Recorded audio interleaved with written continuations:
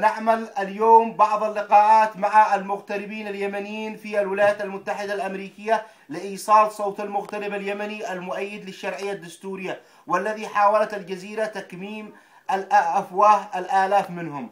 واليوم كان معنا لقاء خاص مع الشيخ عبد الملك مسعد يحيى الجماعي. السلام عليكم. عليكم السلام ورحمة الله. الأخ عبد الملك مسعد يحيى، ما رأيكم بما يحصل اليوم في اليمن من اعتصامات ومظاهرات لإسقاط النظام، وهل هذا حل في وجهة نظركم؟ والله أنا أرى أن هذه الطريقة ستسبب فتنة عارمة لليمن. إن الشعب اليمني ليس كبقية الدول الأخرى، الشعب اليمني مزجج بالأسلحة، ومن يقول غير هذا كاذبا. الأخ عبد الملك، ما وجهة نظرك في مبادرة رئيس الجمهورية علي عبد الله صالح وقبوله في الثمان النقاط؟ والله مبادرة الأخ الرئيس علي عبد الله صالح كانت أكثر من رائعة ومفاجأة للشعب اليمني بأكمله. الأخ عبد الملك، هل تريد توجيه رسالة للشعب اليمني؟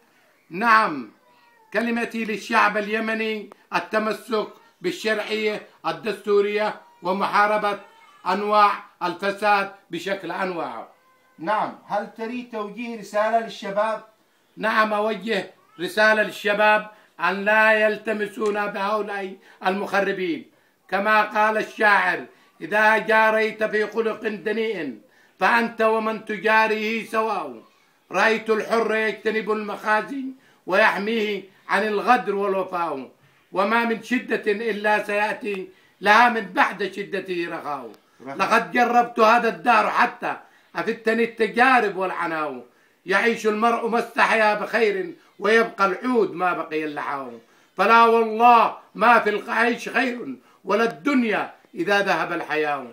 إذا لم تخشى عاقبة الليالي ولم تستح فاصنع ما تشاء. أخ عبد الملك، هل تؤيد مزيد من التنازلات من فخامة الرئيس علي عبد الله صالح؟ لا، إنني أقول للرئيس علي عبد الله صالح: كفى.